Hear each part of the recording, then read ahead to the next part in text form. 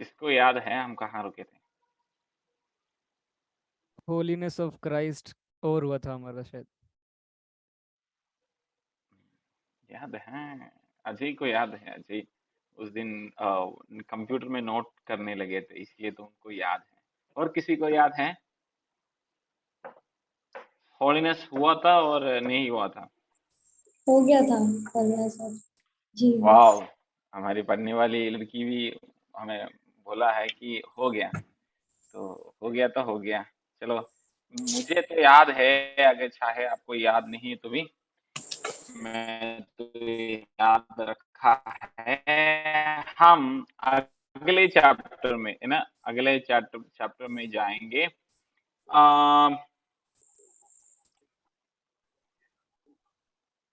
ये क्या पढ़ सकते हैं ना, sorry, Jesus and the Samaritan woman. यीशु मसीह ये हैं, उसमें दो जने के साथ परमेश्वर एक सीरियस बात में हुए थे, दो जन के साथ, ठीक है। उस दो जन के साथ जो सीरियस बात हुआ है, हम उस बात को हम देखेंगे। क्या आप पढ़ सकते हो यूहन्ना के सुसमाचार 4 अध्याय, हम उसमें जाएंगे। यूहन्ना के सुसमाचार 4 अध्याय। और मैं अभी वीडियो ऑफ शेयरिंग ऑफ करूंगा। यूहन्ना रचित सुसमाचार 4 अध्याय में हम अपनी ध्यान को लेके जाएंगे। पढ़िए कोई। फिर जब प्रभु को मालूम हुआ कि फरीसियों सुनने कि यीशु यूहन्ना अधिक चेले बनाता है, उन्हें बपतिस्मा देता है, यद्यपि यीशु स्वयं नहीं वरन उसके चेले बपतिस्मा देते थे, तब वह यहूदियों को छोड़कर फिर गलील को चला गया और उसको सामरिया से होकर जाना अवश्य था। इसीलिए वह सुखार नामक सामरिया के एक नगर तक आया जो उस भूमि के पास है जिसे याकूब ने अपने पुत्र यूसुफ को दिया था, और याकूब का कुआं भी वहां था। यीशु मार्ग का थका हुआ उस कुएं पर ऐसे ही बैठ गया, और यह बात दोपहर के समय हुई। इतने में एक सामरी स्त्री जल भरने को आई। यीशु ने उससे कहा, मुझे पानी पिला, क्योंकि उसके चेले तो नगर में भोजन मोल लेने को गए थे। उस सामरी स्त्री ने उससे कहा, तू यहूदी होकर मुझ सामरी स्त्री से पानी क्यों मांगता है? क्योंकि यहूदी सामरियों के साथ किसी प्रकार का व्यवहार नहीं रखते। यीशु ने उत्तर दिया, यदि तू परमेश्वर के वरदान को जानती और यह भी जानती कि वह कौन है जो तुझसे कहता है मुझे पानी पिला, तो तू उससे मांगती और वह तुझे जीवन का जल देता। आमीन। Okay, okay, okay. ये एक बहुत इम्पोर्टेंट एक संदर्भ है हमारे यूहन्ना रचित सुसमाचार में। यह बहुत सही रीति से उन्होंने इसको पिक्चराइज किया है। तो हम देखेंगे यीशु कहाँ से कहाँ जा रहे थे।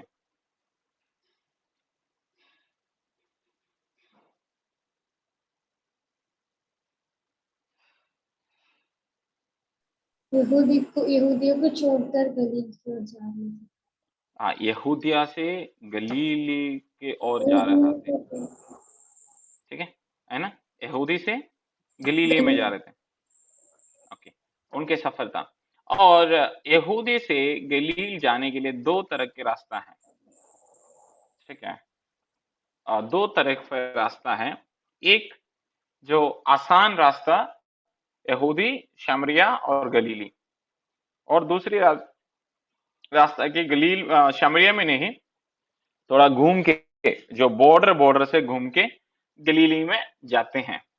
और यहूदी के लोग, यहूदी ज्यूस है ना, जूइश लोग कभी शमरिया के अंदर से वन सेकेंड है।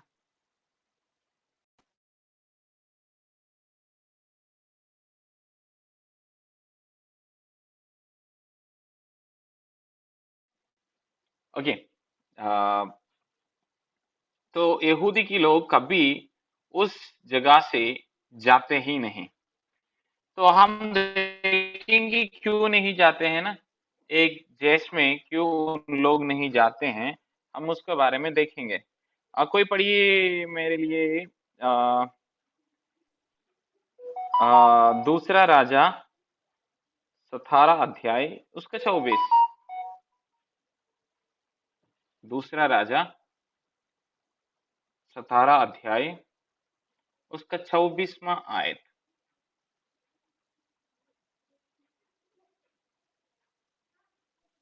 आज के दिन वे अपनी पुरानी रीतियों पर चलते हैं।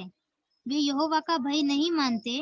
वे न तो उन विधियों को और नियमों पर और न उस व्यवस्था और आज्ञा के अनुसार चलते हैं जो यहोवा ने दूसरा राजा 17 अध्याय उसका 24वां आयत।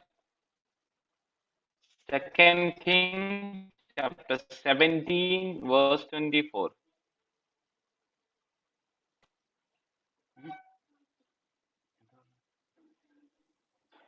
अशूर के बाकी राजा ने एक एक एक मिनट अश्विनी, एक मिनट अश्विनी।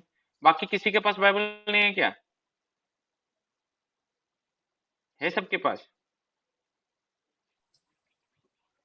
फिर तू मेरे स्वामी के छोटे से छोटे कर्मचारी का भी कहा न माना कर, क्यों रथों और सवारों के लिए मिस्र पर भरोसा रखता है? क्या मैंने यहोवा के बिना कहे इस स्थान को उजाड़ने के लिए चढ़ाई की है? यहोवा ने मुझसे कहा है कि उस देश पर चढ़ाई करके उसे उजाड़ दे।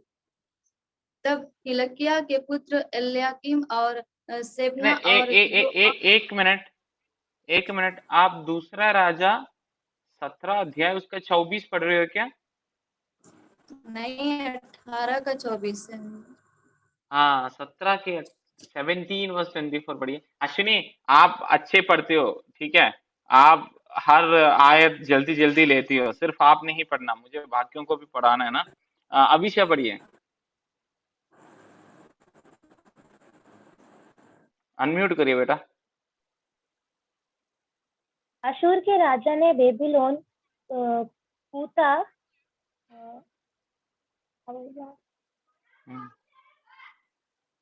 अबवाहत, मात और सपवैर नगरों में लोगों को लाकर इस्राएलियों के स्थान पर शोमोन के नगरों में बसाया। इस प्रकार वे शोमोर के अधिकारी होकर उनके नगरों में रहने लगे। ओके, ठीक है। मैं गुस्सा तो नहीं हूँ, ठीक है? मैं चाहता हूँ कि सब लोग मेरे इसमें क्या कहते हैं कि शामिल हो। इस सिर्फ एक व्यक्ति वो अच्छे पढ़ते हैं, मैं हर क्लास में देखता हूँ अश्विनी अच्छे से भजन पढ़ते हैं और हमारे भाई बहन लोग बहुत अच्छे हैं।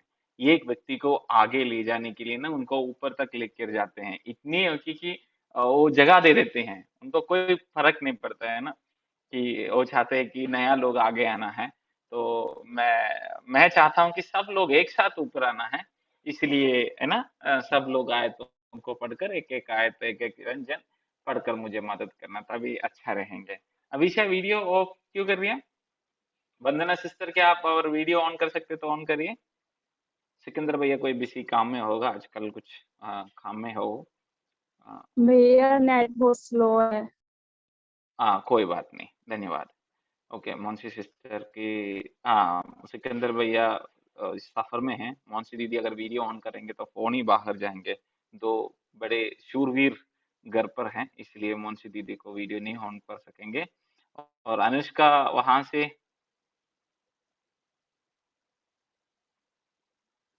ओके, कोई बात नहीं, सिकंदर भैया कोई सफर में है। ओके, यहाँ पर लिखा हुआ है अशूर के राजा भाबेल, खुदा और हवा हमाद सफर फाइम करके 4-5 लोगों को, मतलब 4-5 कम्युनिटी को शमरिया में लेकर वहां पर उन्हें रहने के लिए वहां पर भेजा। तो ये शामरिया के लोगों को यहूदी लोग पसंद नहीं करते हैं और कुछ लोग कहते हैं कि वो नीच कुल जाति हैं, मतलब नीच लोअर कास्ट हैं, और ऐसे कुछ बात नहीं है। पर ये लोग दूसरे अन्य जातियों से क्या होते हैं, मिला हुआ, they are not pure juice, उसके अंदर मिलावट है।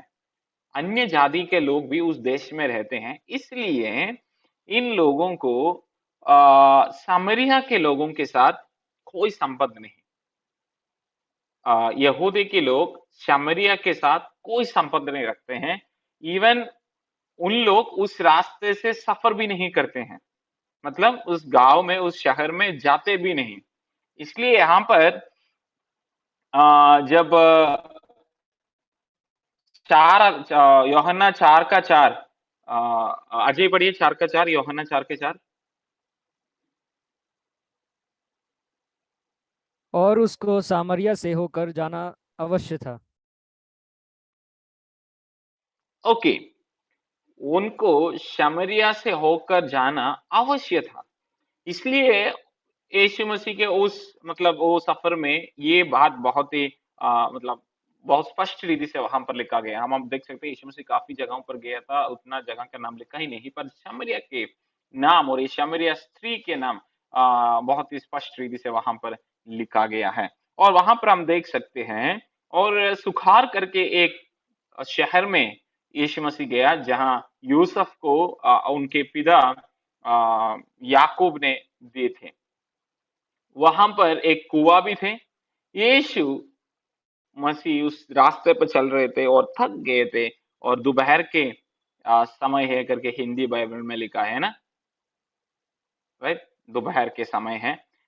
कुछ उसमें लिखा है कि कुछ और समय लिखा है, चलो हम दोपहर का समय मान के जाएंगे। यहूदिया से गलील की और बहुत लंबे सफर है, इसी कारण यीशु मसीह थक गया है। वहां पर हम देख सकते हैं यीशु मसीह को एक पूर्ण रीति के एक इंसान करके वहां पर स्थापित करते हैं। उसी के लिए हम इस आयतों को भी लिया जाते हैं, क्योंकि यीशु मसीह को प्यास लगा। अगर परमेश्वर रहते तो यीशु मसीह को प्यास लगेगा नहीं, परमेश्वर को तो प्यास लगना ही नहीं। पर यहाँ पर यीशु मसीह एक इंसान है, जैसे हम वैसे हैं यीशु मसीह भी। हमें भी प्यास लगते हैं जब मतलब ज्यादा देर चलते हैं तो हमें भी प्यास लगती है। यीशु मसीह को भी प्यास लगा, और उन्होंने क्या किया, वहां पर एक कुआं था, कुआं के पास बैठ गया। और जब एक सामरिया की औरत, एक स्त्री वहां पर पानी लेने के लिए आया, तो यीशु उनसे कहा, क्या आप मुझे थोड़ा पानी दे सकते हो? तो तब तक उनके चेले लोग शहर में गए थे कुछ खाने के सामान वगैरह लेने के लिए। तो 9वीं आयत पढ़िए मेरे लिए, ये जो वर्षा गराई, ये सिस्टर कहाँ से है? यस ब्रदर, मैं परभनी से हूँ। मेरे हस्बैंड पास्टर है। ओके, धन्यवाद। आप यूहन्ना के रचित सुसमाचार 4:9 आयत पढ़ सकते हो? यस यस, एक मिनट। Okay, thank you. यूहन्ना 4:9 ना पास्टर? हाँ जी, हाँ जी। ओके। उस सामरी स्त्री ने उससे कहा, तू यहूदी होकर मुझ सामरी से पानी क्यों मांगता है? क्योंकि यहूदी सामरी के साथ किसी प्रकार का व्यवहार नहीं रखते। यीशु ने हाँ, उत्तर दिया, जी जी जी, बस दीदी, थैंक यू, उतना है, या उतना है।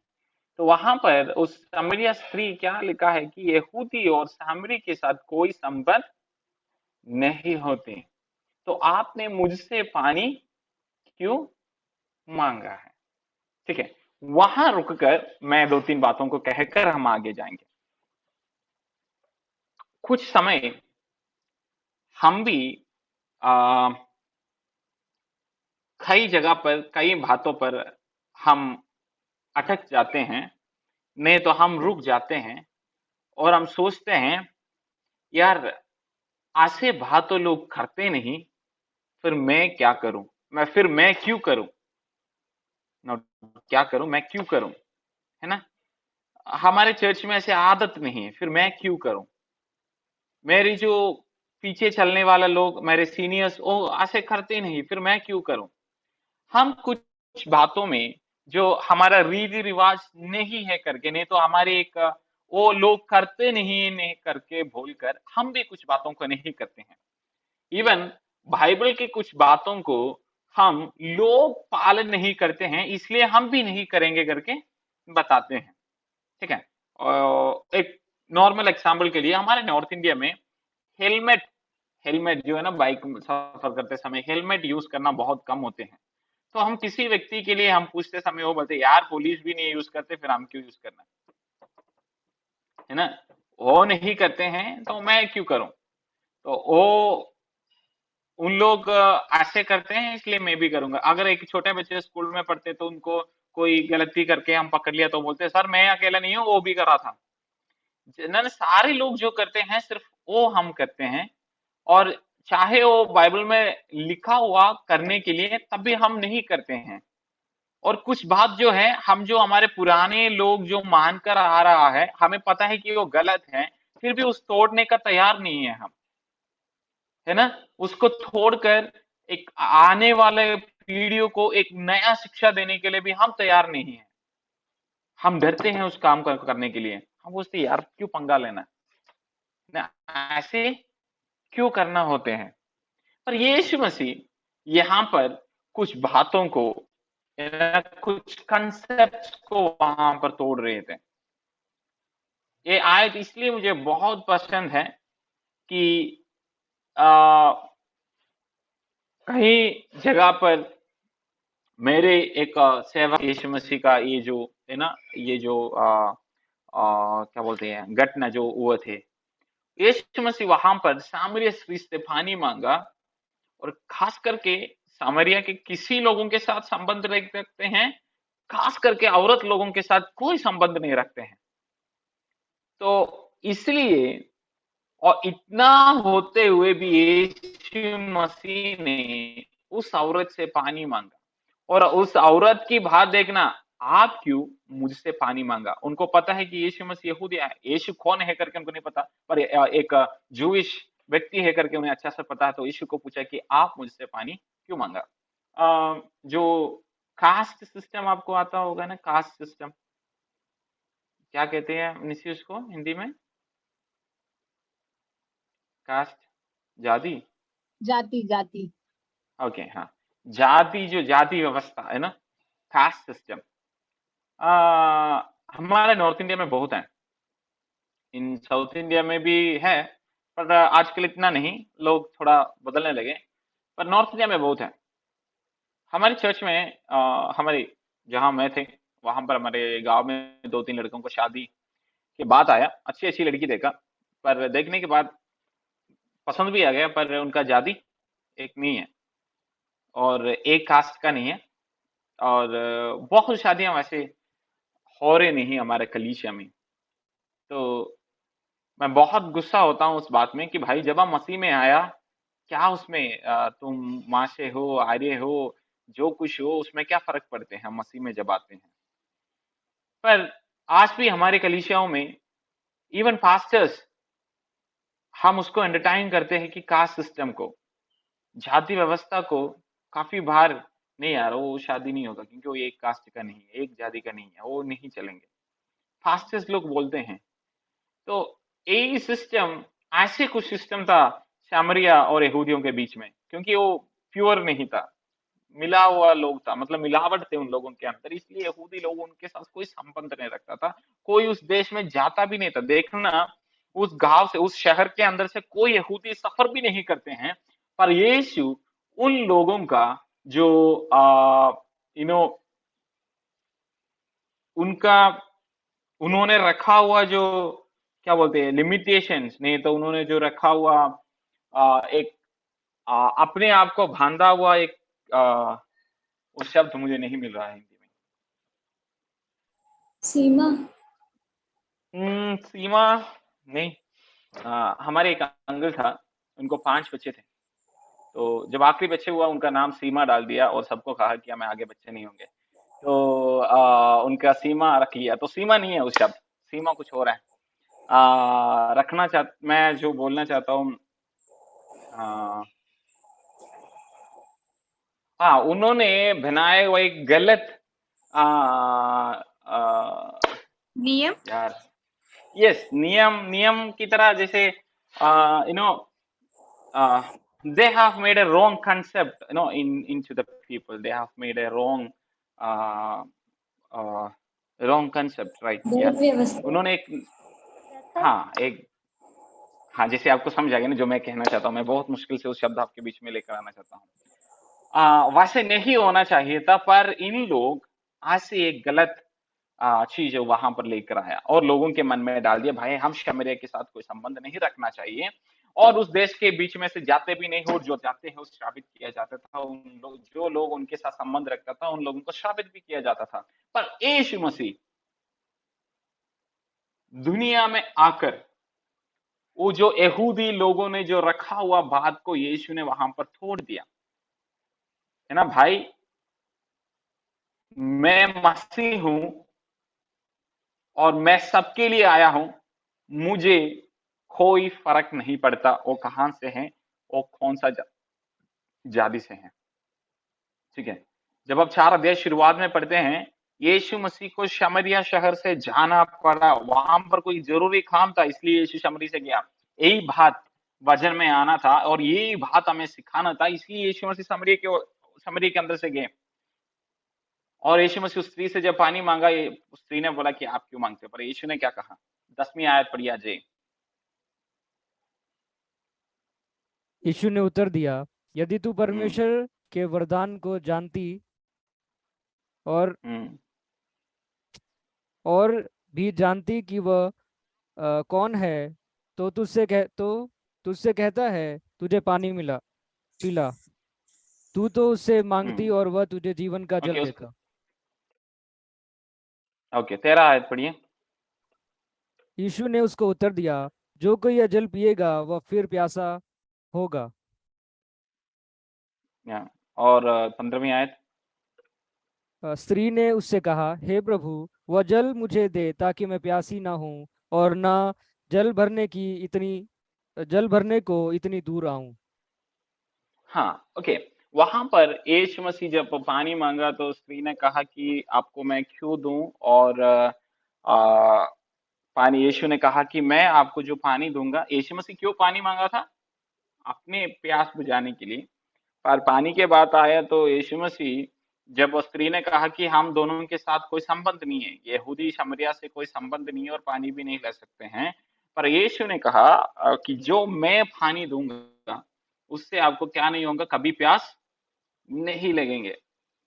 और स्त्री साधारण एक व्यक्ति है, हम जैसे एक व्यक्ति, जो काफी बार हमें भी कोई जो गहराई बात समझ नहीं आता था, तो स्त्री ने पूछा, भाई आपके पास ना कोई रस्सी है ना कोई बर्तन है पानी लेने के लिए, और ये जो कुआं है बहुत गहरा है, तो आप कैसे मुझे पानी दूंगा? तो यीशु वहां पर समझा कर दे रहे थे कि मैं जो पानी आपको दूंगा वो कभी आपको प्यासा नहीं लगेंगे। जो निसी पानी बार बार पीती है उनको हमेशा प्यास लगती है। तो और यीशु मसीह उनको कहा कि आपको कभी प्यास ऐसे नहीं लगेंगे, जो मैं पानी दूंगा वो की जीवन की जल है।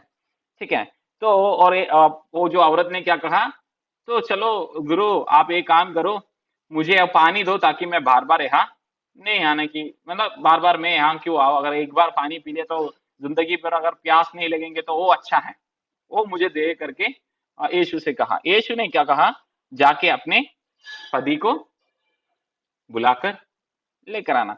और आगे उन्होंने क्या कहा, मुझे पति नहीं है। वो भी झूठ नहीं कहा।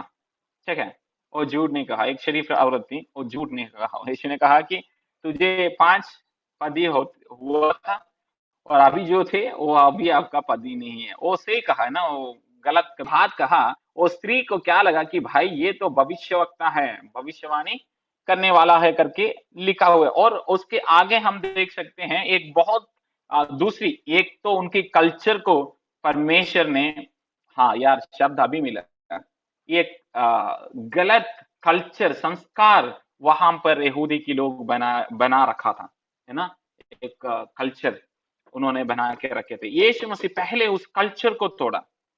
ठीक है, उस कल्चर को तोड़कर दूसरे, वो कहा कि हम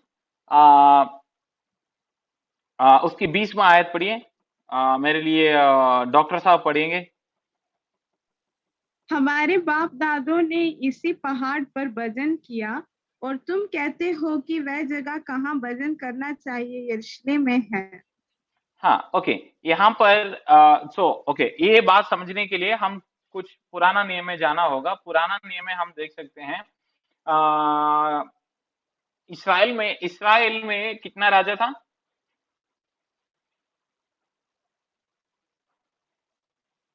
यार पिछले बार भी मेरे बेइज्जती हुए थे यार, आप तो बताओ तो कितने थे? 3 राजा था, सिंपल, 3 ही थे। कौन था पहले? दाऊद करके मैंने कहा, कौन है पाउल? पहले कौन है? शाऊल ओके, शाऊल। और दूसरा? दाऊद और चौथा, सॉरी, तीसरा? सुलेमान सुलेमान। ओके, 3 राजा था, तीनों लोग 40 तक 120 वर्ष इसराइल में राज किया। और सुलेमान के बाद इसराइल राज्य 2 भाग हुआ। ठीक है, 2 भाग हुआ, यहूदा राज और इसराइल के राज। यहूदा के साथ सिर्फ 2 क्या कहते हैं उसको, 2 गोत्र था। और इसराइल के साथ 10 ट्राइब, गोत्र कहते हैं ना, ट्राइब्स को गोत्र ही कहते हैं, राइट?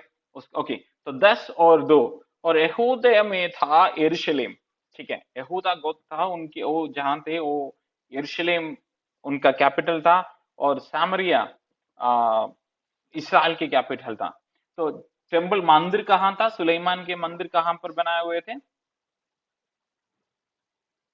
यरूशलेम में बनाए हुए थे। ठीक है, यरूशलेम में बनाए हुए थे। तो लोगों को आराधना करना तो कहाँ जाना पड़ते थे? यरूशलेम में जाना पड़ते थे। यरूशलेम के मंदिर में जाकर परमेश्वर की आराधना करते थे। जब हम प्रेरितों का काम 2 अध्याय जब पढ़ते समय, वहां पर हम देख सकते हैं कि सब लोग यरूशलेम में इकट्ठे हुए थे, क्योंकि वहां पर कोई फंक्शन चल रहा था। तो सब लोग यरूशलेम में मंदिर में आया करता था। इसलिए यहाँ पर स्त्री भी क्या कह रहे थे, हमारी जो पूर्व जो दाता है वो यहाँ पर इस पहाड़ पे आराधना करते थे, पर आराधना करने का जगह यरूशलेम है करके तुम लोग बताते हैं। वो शब्दों को आपने ध्यान से देखना है कि हमारे को यहाँ पर आराधना करते आते थे शमरिया में, क्योंकि जब डिवाइड हुआ शमरिया में भी मंदिर बना था, शमरिया में आराधना करते थे। पर आप कह रहे हैं कि यरूशलेम में आराधना करने के लिए जाना है। उसको भी यरूशलेम यीशु मसीह ने उस बातों के वहां पर कन्फ्रंट कर रहा है। कन्फ्रंट के मतलब क्या होंगे? कन्फ्रंट करेंगे, आ, हाँ, उसको हिंदी में क्या कहेंगे? मुझे भी एक्शन दिखाने से आपको समझ नहीं आएंगे ना, बताना। रोक रहा है, हाँ, रोक विरोध कर रहा रहा है, है, है? विरोध कर रहा बार है, ओके, जो है रोक रहा है, वो विरोध कर। ओके, हाँ, यस, कन्फ्रंट में वही शब्द, ठीक है, रोक रहा है, विरोध कर रहा है उसको, उसके लाइक परमेश्वर कन्फ्रंट करके बात कर रहा है भाई। उसकी 21वां आयत पूजा सिस्टर पढ़िए।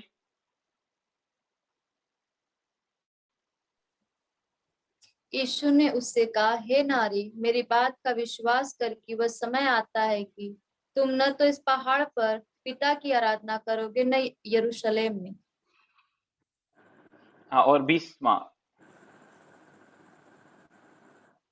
सॉरी, हमारे 22वां। तुम जिसे नहीं जानते उसकी आराधना करते, और हम जिसे जानते हैं उसकी आराधना करते, क्योंकि उद्धार यहूदियों में से है। 23वां भी दीदी। परंतु वह समय आता है, वह अब भी है, जिसमें सच्चे भक्त पिता की आराधना आत्मा और सच्चाई से करेंगे, क्योंकि पिता अपने लिए ऐसे ही आराधकों को ढूंढता है। 24। परमेश्वर आत्मा है, और अवश्य है कि उसकी आराधना करने वाले आत्मा और सच्चाई से आराधना करें।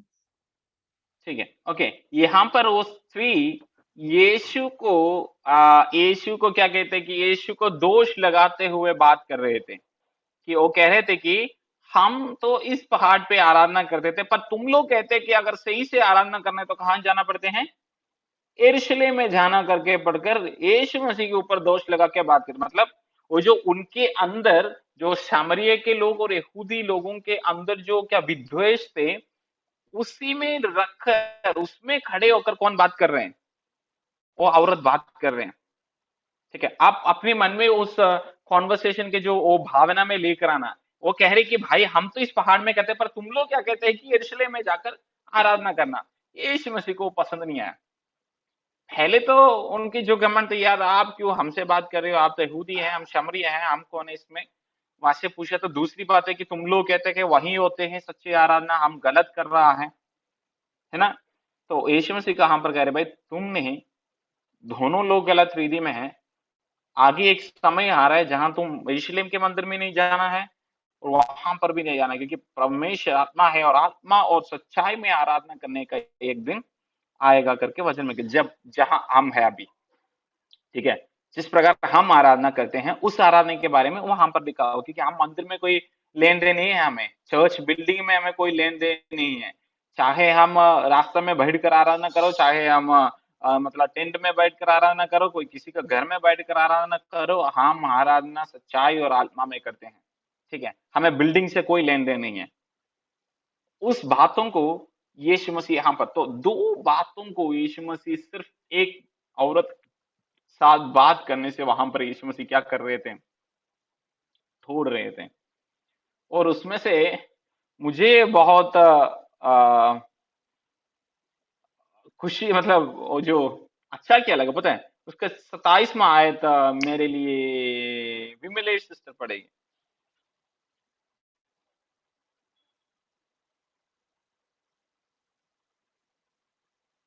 विमलेश,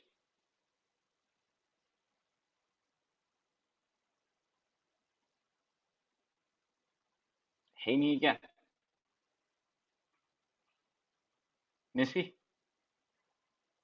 27। मैं पढ़ूं? हाँ पढ़ो। इतने में उसके चेले आ गए और अचंभा करने लगे कि वह स्त्री से बातें कर रहा है। तो भी किसी ने ना पूछा तू क्या चाहता है या किसके ठीक है, लिए उससे बातें करता है। ठीक है। उस समय भी लोगों के अंदर होता था कि एक लड़का एक लड़की से बात करेंगे तो बड़ी दिक्कत पड़ता था। आज भी उस समय भी, यीशु के समय भी, यीशु को भी छोड़ा नहीं था लोग, है ना। यहाँ पर क्या कर रहे थे कि भाई वो स्त्री से क्यों बात कर रहे हैं, है ना। वो उस समय भी चलो तो मुझे मतलब आज भी नहीं पता कि इसमें जो बड़े प्रॉब्लम है होते हैं, ठीक है, उस बातों को छोड़िए। बीच बीच में वो जो शब्द आए ना, इसलिए मैंने बोला कि ये इस चेलो लोग सोचा कि भाई यीशु एक स्त्री से क्यों बात कर रहे हैं। मैं चेले लोगों को पूछना चाहता हूँ, ये क्या एक स्त्री इंसान ही है क्या? क्या यीशु मसीह का सृष्टि परमेश्वर का सृष्टि नहीं है कि एक इंसान उनसे बात करेंगे तो क्या होने वाला है ना। हमारे इस कारण क्या होते हैं कि ये जो आइडिया हमारे अंदर है कि लड़का लड़की से बात करेंगे तो कुछ होंगे, इस कारण सिर्फ ऐसे एक गलत नियम रखने का कारण काफी लोग कहां गिर जाते हैं, पाप में गिर जाते हैं, है कि नहीं।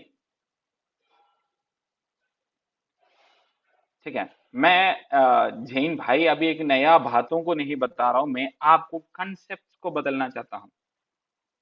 आई wanted you to think in a different way. मुझे जैसे यीशु मसीह उस सामरिया स्त्री के जो गलत एक चीज था उसको जैसे थोड़ा, मैं आपको एक बात कहना चाहता हूं। और जो चेलों ने उस आयत के आगे क्या लिखा है पढ़िए निसी, एक और बार शांत, मतलब बहुत ही सही रीति से, स्पष्ट रीति से पढ़िए। इतने में उसके चेले आ गए और अचंभा करने लगे कि वे स्त्री से बातें कर रहा है। तो भी किसी ने ना पूछा तू क्या चाहता है या किसके लिए उससे बातें करता है। हाँ देखो, वहां पर कुछ ट्रांसलेशन में लिखा है कि उनको हिम्मत नहीं आया यीशु से पूछने के लिए आप उनसे क्यों बात करते हैं। ठीक है, तो प्रॉब्लम वहां नहीं है कि प्रॉब्लम जब हम एक लड़की से और एक लड़की लड़का से बात करते समय, एक लड़का लड़की से बात करते समय क्यों लोगों के अंदर ऐसे, आप जब एक लड़की से बातें करते समय लोगों के अंदर एक गलत विचार आ रहे हैं, तो दैट्स बिकॉज उनके सामने आपके कैरेक्टर सही नहीं लगते हैं। यीशु मसीह को वो पूछने का हिम्मत क्यों नहीं हुआ? यीशु मसीह के पास उत्तर था। यीशु मसीह से कोई सवाल नहीं पूछते हैं कि वो सवाल पूछेंगे, जो पूछते हैं वो फंस जाते हैं। जितने ने भी यीशु से सवाल पूछे हैं वो जिंदगी में कभी फिर सवाल किसी से नहीं भी पूछेंगे। ऐसे सवाल यीशु मसीह वापस पूछते थे। तो भाई हमारी स्वभाव, हमारी जो जिंदगी है, वो जब लोग देखेंगे, हमसे सवाल पूछने के लिए लोग डरना चाहिए।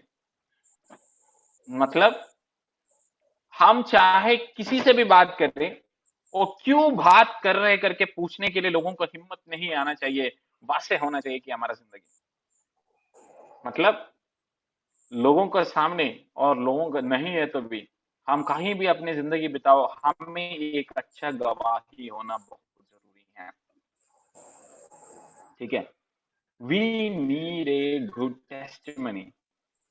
तब लोग हमसे पूछेगा भी नहीं, भाई आप उनसे क्यों बात की है, क्योंकि उनका पता है कि अब मैं बात करूंगे तो वो कुछ अच्छे बात के लिए ही वो बात करते हैं।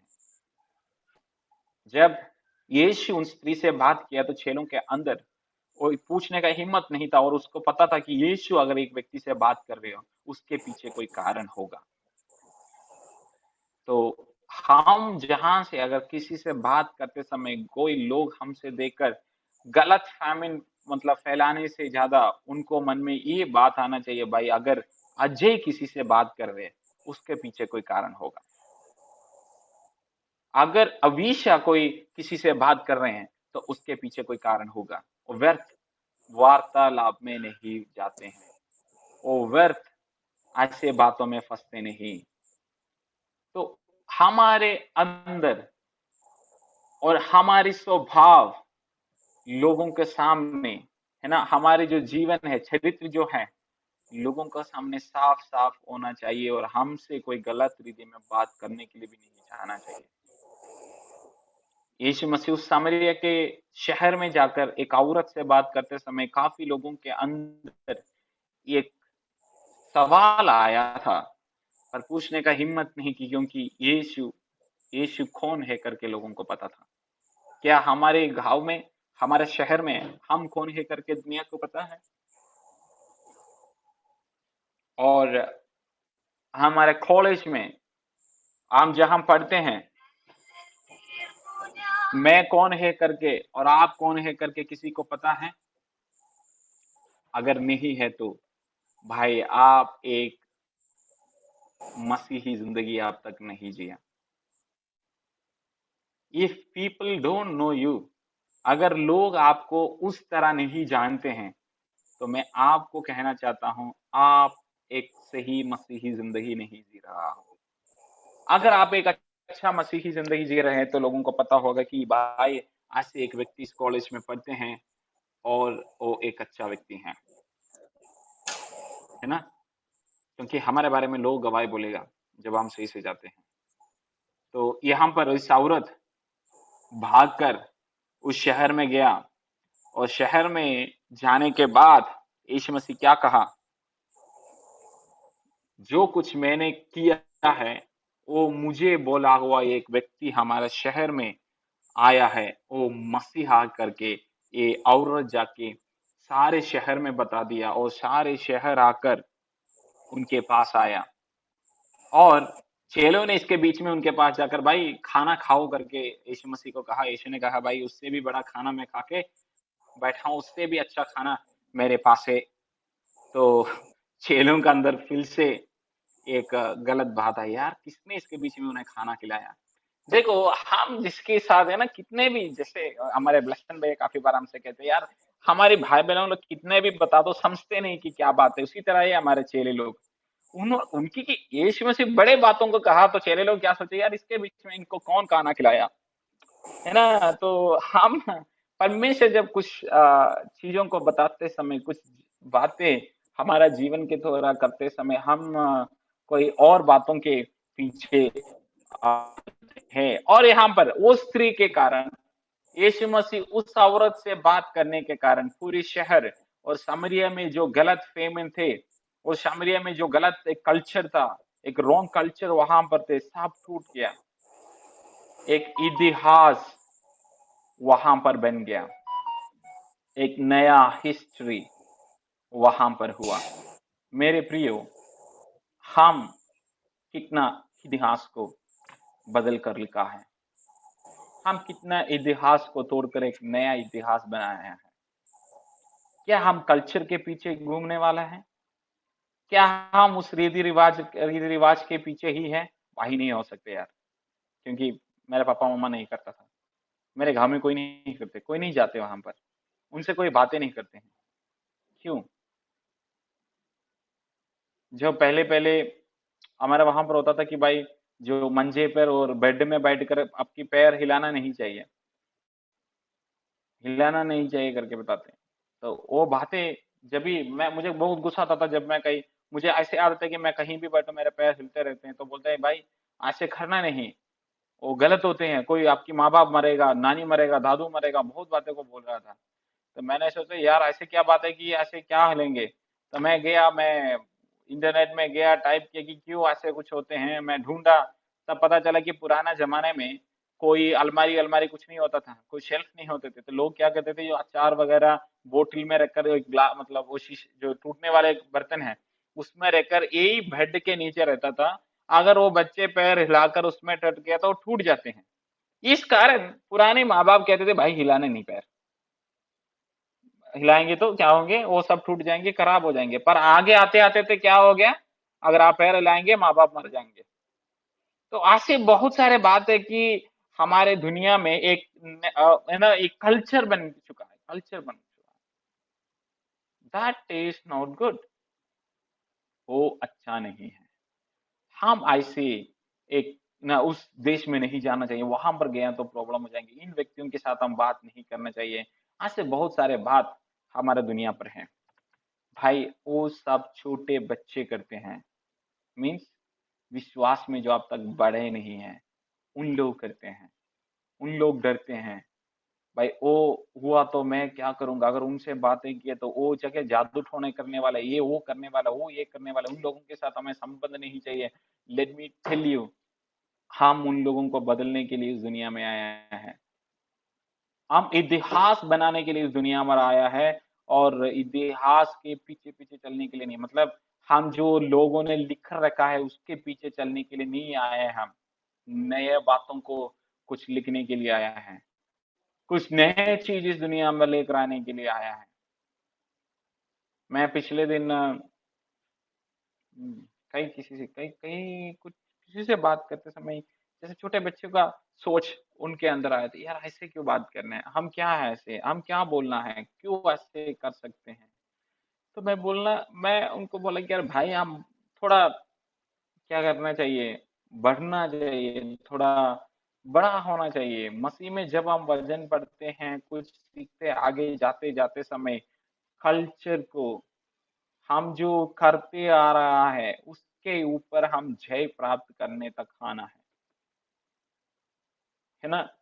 यूपी में वो नहीं है यार, यूपी में नहीं चलते, वो बड़ा मुश्किल होते हैं। वो ये बोलते हैं, हमारे पड़ोसी वो बोलेगा, हमारे रिश्तेदार ये कहते हैं, वो कहते हैं हमारे जाति के नहीं, हमारे कास्ट का नहीं, वो नहीं है, ये नहीं है।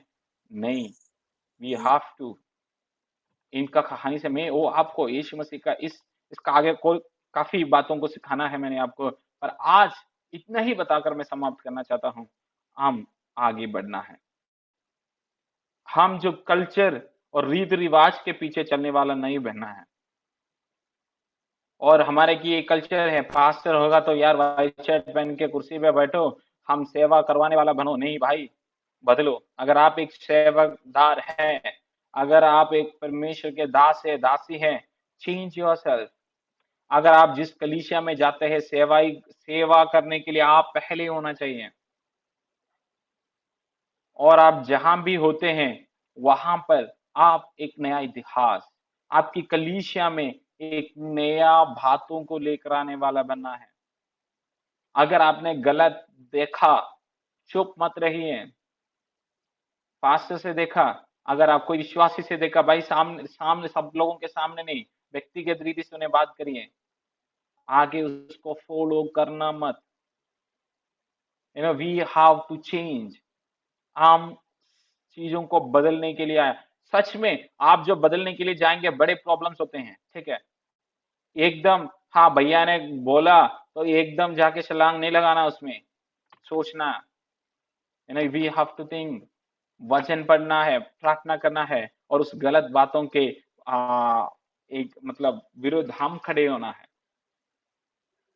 जब यीशु मसीह उस समरिया शहर के अंदर से जाकर सारे बातों को जिस तरह तोड़कर डाला, जो लोगों ने बनाया हुआ उस गलत रीति को परमेश्वर यीशु मसीह जब उस तोड़कर डाला, अनेक लोग, उस शहर के सारे लोग मसीह में जैसे आया, हम हमारे गांव में, हमारे चर्च में जो गलत रीति रिवाज को तोड़ने के कारण अनेक लोग हमारे कलीसिया में आने वाला है।